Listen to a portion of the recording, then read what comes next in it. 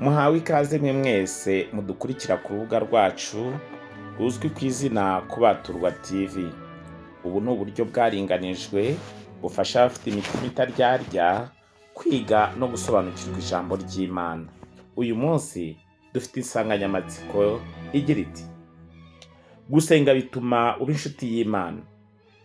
Kugira ngo dusobanukirwe, reka tugire ibibazo twibaza dufatanyije bigira biti: ese ujya wumva ukeneye inama zakuyobora?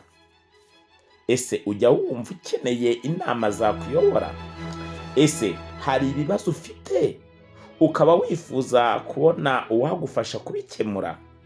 Nanone, ese wifuza kuba inshuti y'Imana? Gusenga bishobora kugufasha, ariko se uburyo bwiza byagufashamo, ndavuga gusenga, ni ubuhe? Nanone, umuntu asabwa gusenga mu buhe buryo? Ese Imana yumva amasengesho yose? Ni iki wakora ngo Imana yumve amasengesho yawe? Kugira ngo dusobanukirwe bino bibazo, ni mucyo duhere ku kibazo kimwe kimwe, tugende twumva icyo ibyanditswe byera bigenda bikivugaho. Ninde twagombye gusenga? Igisubizo tukibona muri Matayo ibice 6 umurongo w'9. Havuga ko ukwiriye gusenga ari Data wa twese wenyine. Yesu yabihamije muri uyu murongo agira ati: nuko musenge mutya muti, Data wa twese uri mu ijuru. Uwo ukwiriye gusengwa ni Data wa twese uri mu ijuru. Iyo dukunda gusenga Imana, turushaho kuba inshuti yayo. Wibuke, mu gihe usenga cyangwa se mu gihe dusenga, ntacyo dusaba kuyihisha. Kubera iki? Impamvu tugomba kutagira ibyo tuyihisha? Nanone, mu isengesho dusenga Imana, dukwiriye kuyisenga bihuje n'ibyo ishaka. Tugomba gusenga bihuje n'iby'Imana ishaka. Ni izihe mpamvu?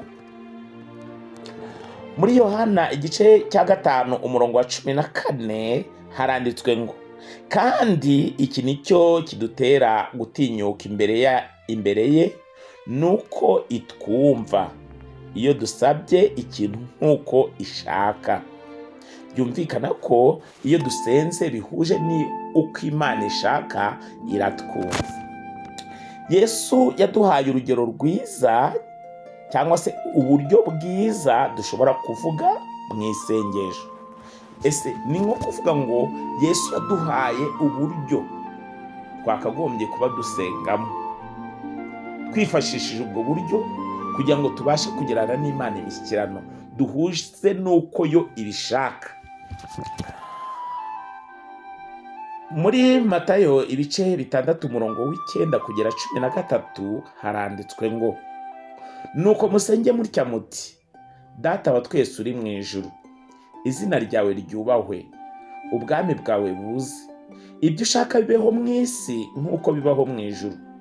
Uduhe none ibyo kurya byacu by'uyu munsi, uduharire imyenda yacu nk'uko natwe twahariye abari mu imyenda yacu.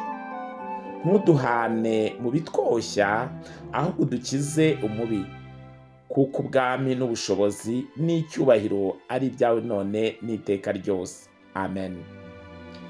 Ubwo nibwo buryo Yesu yatanzemo cyangwa se yerekejemo agaragaza uburyo umuntu yakagombye gusenga Imana nk'uko ishaka.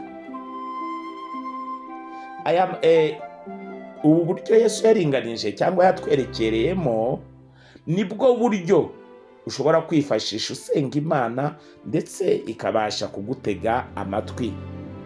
Mu gihe usenga, ntukwiriye kwizirikana ubwawe wenyine mu isengesho. Usabwa kwibuka gushimira Imana uhuje n'ibyo yagukoreye, kandi ugasabira n'abandi. Ni mu buryo ki dusabwa gusenga? icyo ni ikibazo cyacu cya kabiri. Ijambo ry'Imana ritanga igisubizo muri aya magambo ngo, muri Zaburi ya 62 umurongo w'9,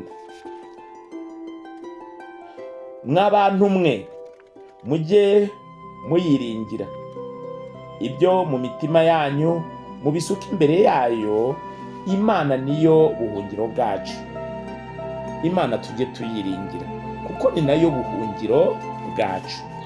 Byumvikane neza ko gusuka imbere y'Imana ibiri mu mitima yacu cyangwa se biri mu mutima wawe, ubwo nibwo buryo bwiza bwo kuyisenga. Nanone dusabwa gusenga Imana tuyibwira duhuje cyangwa se duhuje nuko twiyumva. Ntabwo twakagombye gusenga nk'uko abandi bo babitwara, ahubwo tugomba gusenga duhuje n'imimerere turimo nuko twiyumva. Bivuga iki? Bivuga ko igihe dusenga kugaragaza imihangayiko yacu cyangwa se dusenga turi mu gihe cyo gushima Imana, ibyo byose byadufasha kugira umwanya w'ingenzi mu masengesho cyangwa se byatera Imana kutwumva. Dushobora gusenga bucece cyangwa se tugasenga mu ijwi ryumvikana. Kandi mu gihe dusenga tugomba kuba twifashe mu buryo buhuje n'imimerere turimo, cyangwa se duhuje. Ushobora gusenga ugenda, ushobora gusenga uryamye, ushobora gusenga upfukamye, ushobora gusenga uhagaze, ushobora gusenga mu mimerere iyo ari yo yose waba urimo. Nanone ushobora gusenga mu mimerere waba urimo uko yaba iri kose. Ushobora kuba uri imfungwa, ushobora kuba urwaye, ushobora kuba urenganywa ubwira Imana ati ndengera, n'ibindi n'ibindi. Ushobora no gusenga Imana uyiha amashimwe cyangwa se ugaragaza amashimwe yayo. Iyo ni imimerere umuntu yaba arimo. Imana yaduhaye ijambo ryayo ari ryo Bibiliya, kandi ijambo ryayo ridufasha kubona ibisubizo mu buryo runaka. Gusoma ijambo ry'Imana bituma tuba inararibonye cyangwa tuba abanyabwenge. Ariko niba hariho umuntu muri mwe ubuze ubwenge, abusaba Imana iha abantu bose itimana itishama, kandi azabuhabwa. Ayo ni amagambo Yakobo yanditse muri Yakobo igice 1 umurongo waho wa 5. Byumvikana ko gusenga mu buryo buboneye ni ugusenga bihuje n'ibyo wagiye usoma, kugira ngo mu ijambo ry'Imana, kugira ngo biguhe umwanya w'ingenzi cyangwa se ube inararibonye, ube umunyabwenge, cyane ko Imana yadusabye ko dukwiriye kuyisenga bihuje n'uko ishaka. Bihuje n'uko ishaka. Ntabwo ryara bihuje n'ubwenge. Rero turamutse dusenze tugamije kwikiza gusa, dusa nkaho tubwira Imana amaganya yacu, nyamara tudashobora no kuzirikana bagenzi bacu. Ibyo byose twagiye tubireba.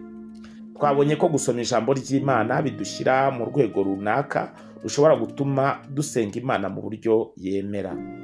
Nanone twakagombye gusenga Imana tuyibwira ibiri ku mitima ibiri imbere mu mitima yacu, kuko yifuza kugirana imishyikirano yimbitse n'abayisenga.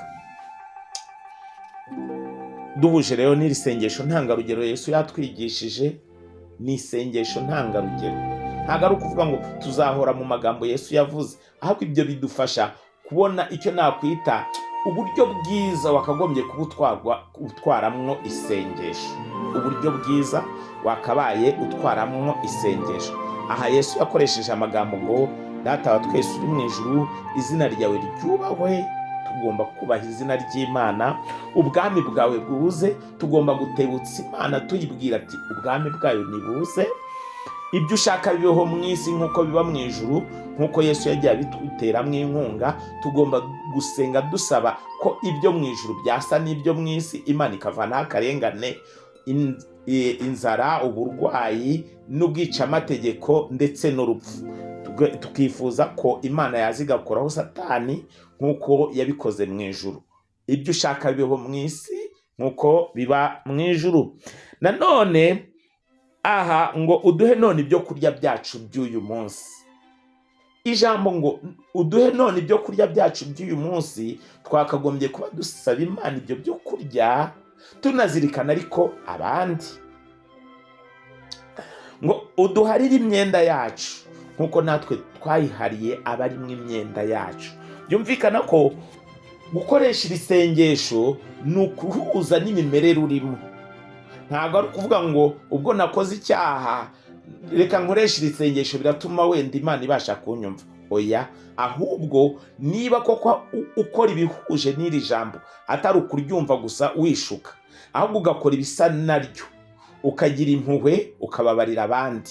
Ushobora kubibwira Imana binyuriye mu mutima ukunze, ukayibwira amaganya yawe, ukayibwira uti njyewe nababariye runaka cyangwa se nababariye abantu batandukanye, Mana nanjye mbabarira ibicumuro mfite. Ntuduhane mu bitwoshye, ntudutererane mu bitwoshye, ahubwo udukize umubi. Mbese Imana twakagombye kuyisenga tuyisaba ko ubwayo itagomba kudutererana, ahubwo igomba kuturinda umubi, ikaturinda Satani na moshya ye. Kuko ubwami n'ubushobozi n'icyubahiro ari ibyayo none n'iteka ryose. Tuzi ko ubwami n'ubushobozi n'icyubahiro ari iby'Imana. Ese mu isengesho ryawe ujya ubwira Imana ibikuvuye ku mutima, ntacyo wibereye? Bitekereze. Uru rubuga rero Kubaturwa TV, ushobora kuba ufite inyunganizi, ushobora kutugira inama, ushobora kudufasha gutekereza bisumbuyeho, kuko ni byiza nk'uko umwanditsi wa Zaburi yabivuze muri Zaburi 133 umurongo waho wa mbere, ngo dorere ni byiza kandi ni iby'igikundiro ko abavandimwe baturana bahuje. Kuduha rero komanteri zawe cyangwa se inyunganira ikiganiro cyawe ni iby'agaciro. Duhe like, mbese nimba wagikunze bigaragaze. Niba ushobora kugisangiza abandi, kiboherereze kugira ngo nabo barusheho kungukirwa n'inyigisho dutegura. Uwiteka bishimire kandi aduhane ibyiza. Mwaganirizwaga n'umuvugabutumwa Mugwaneza Ernest kuri channel Kubaturwa TV. Ndabakunda, Uwiteka kandusha.